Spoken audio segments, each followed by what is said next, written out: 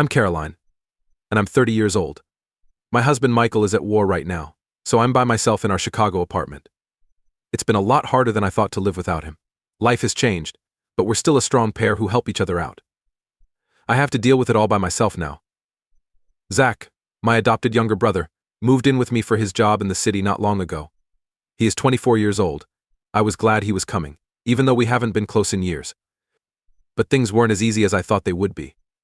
I thought I could handle being alone when Michael went to war. We were ready for the breakup because we knew he would be called up. I thought I was. Anyway, I kept myself busy with work and everyday tasks for the first few weeks. At first, Michael's letters made me feel less alone, but as time went on, they stopped coming as often. It was strange to live without him. Our flat used to be full of laughter and chatter, but now it looked big and empty. The sounds of the city outside the window didn't help either. I felt alone in the world. It was like he had taken the real part of my life away. The nights got too long, and I spent more and more time sitting alone and looking into space. I agreed to Zach's offer to stay with me while he did his job. I remembered him as a quiet and shy boy, even though we hadn't been close since I adopted him. Maybe having him around would help me feel less lonely. But I was shocked when he got there. Zach was different now. He wasn't the shy boy I remembered. He was now a handsome and sure of himself young man. I didn't feel comfortable around him because of how he walked and looked. It wasn't okay for me to think this way. I thought of him more as a man than as my brother, though.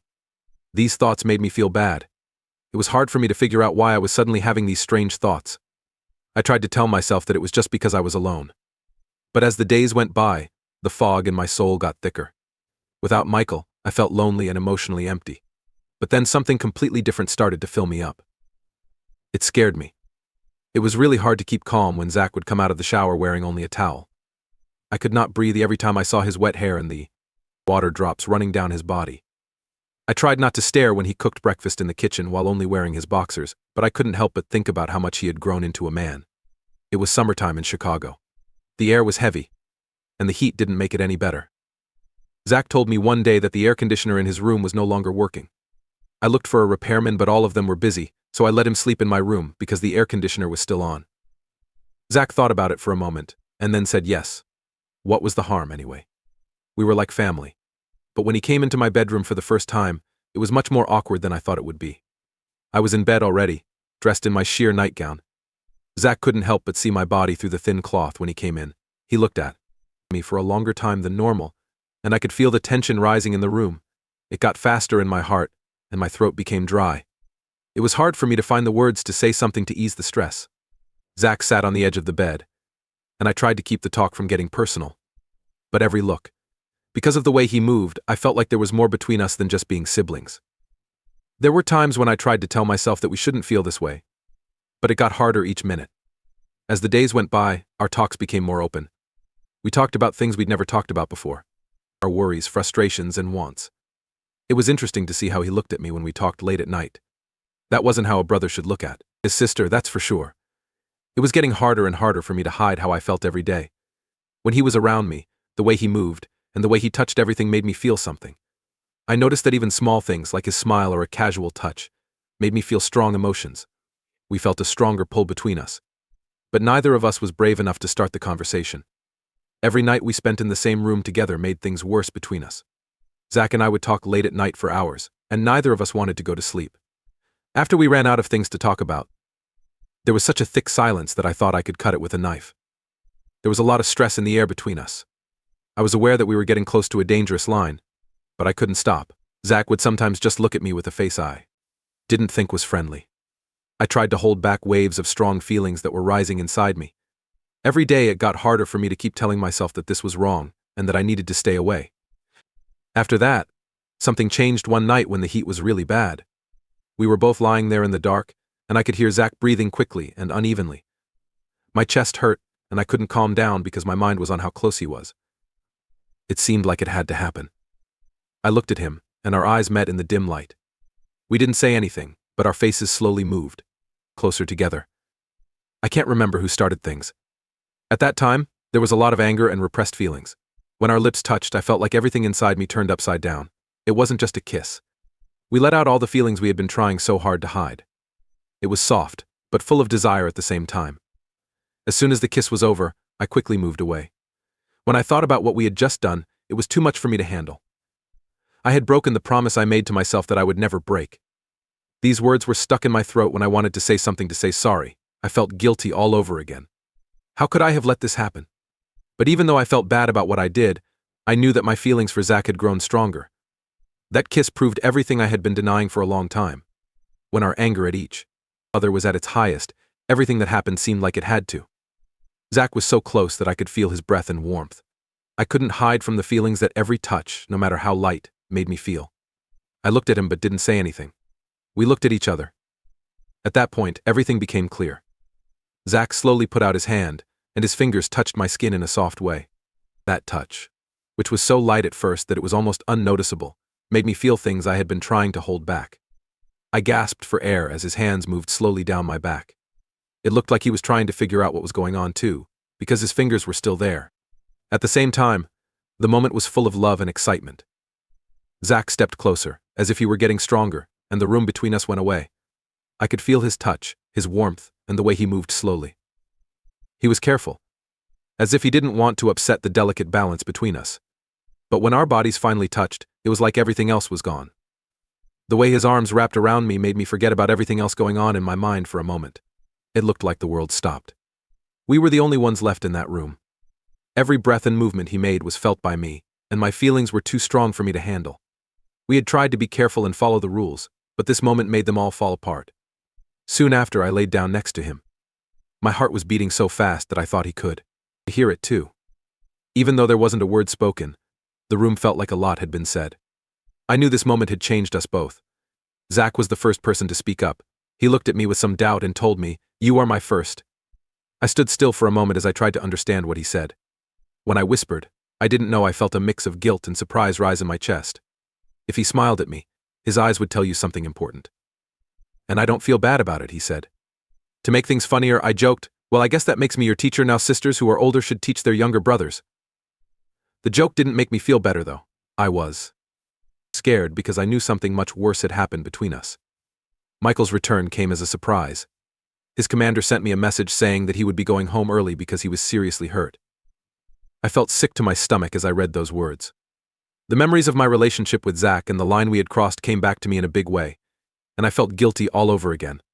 Michael didn't look much like himself when he finally got home. His face was thin, and his arm was bandaged. He looked worn out and tired. While he used to have bright, sure eyes, they now looked dull. I ran to him and pretended to be thrilled that he was back, but my heart was heavy with guilt. "How are you?"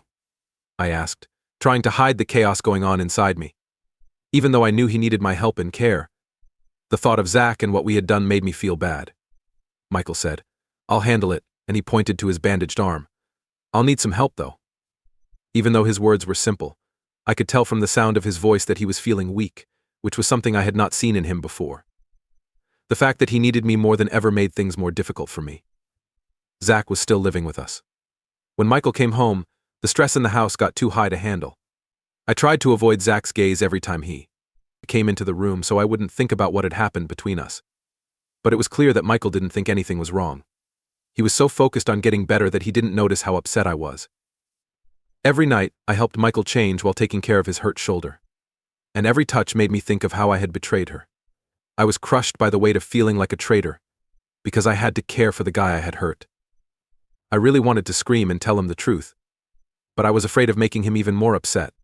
On the other hand, Zach didn't say anything. He was still around, but seeing him made me think of what I had done all the time. Every time I looked into his eyes, I felt more guilty.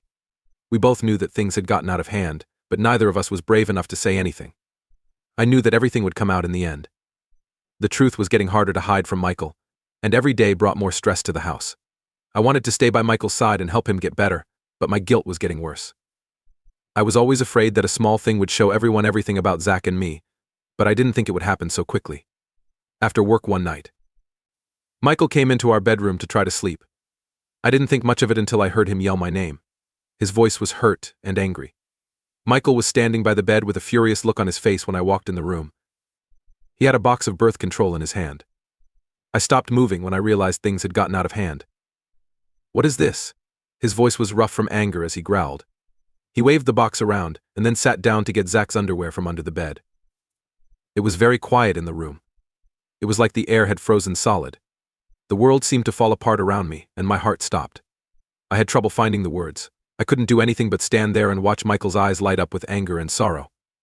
At that point, I knew he had put everything together. As soon as his eyes came back to the door, Zach walked in. "Is this yours?" Michael hissed, with one hand on the box and the other on the underwear. Zach kept quiet, and his face turned pale.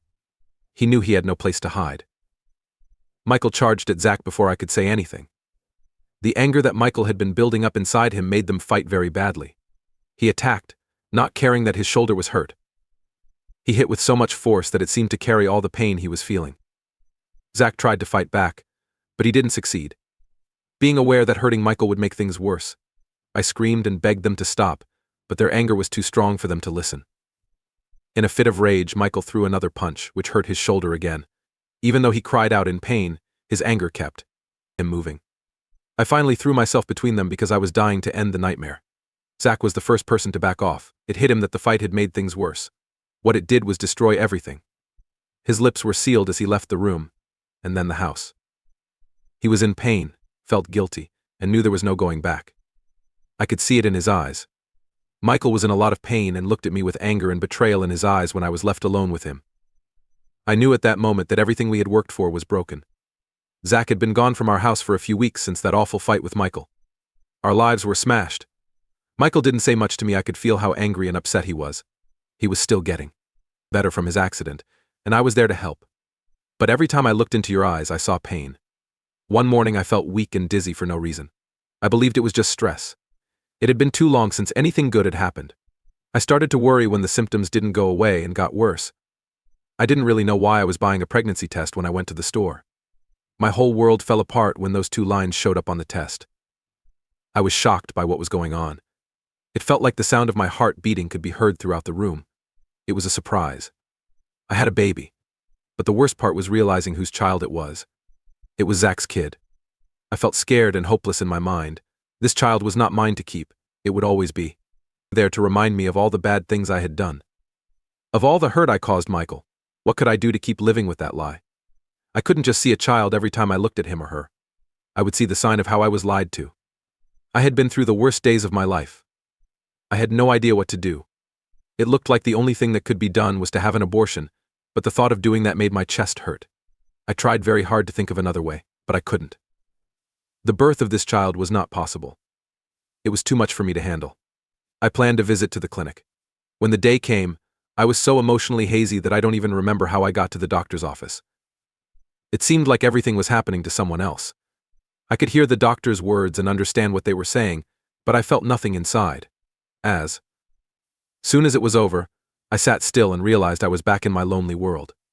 It looked like the right thing to do at first. I did it to save my life and my family. I felt like I had lost a part of myself, though. Everything I had left could have been lost because of this baby, and I couldn't let that happen. But having an abortion did not make me feel better. I thought I was out of charge of my life. Now I was stuck in a hole with no way to go forward or backward. When the abortion was over, I felt empty. I felt like I had nothing left inside me. I had made the only choice that seemed right, but the guilt was too much for me to handle. Not only had the events of the past few months ruined my life, they had also ruined the lives of those close to me. There was no other place for me to go, so Michael and I kept living together. Not because I loved or cared about my husband, but because I couldn't see any other way out.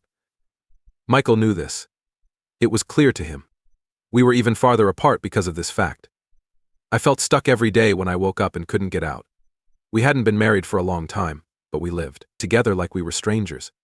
Things were different, but I tried to live my life as if nothing had changed. I felt like I was stuck in my own world of worry and pain.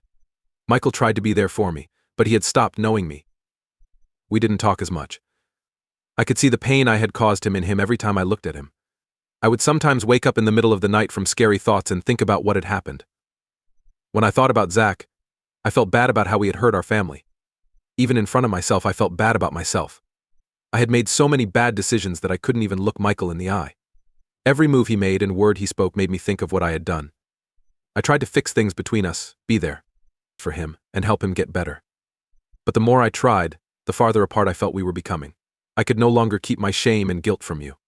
While Michael tried to act like himself, I knew he could tell that I had changed. He could see how different I was.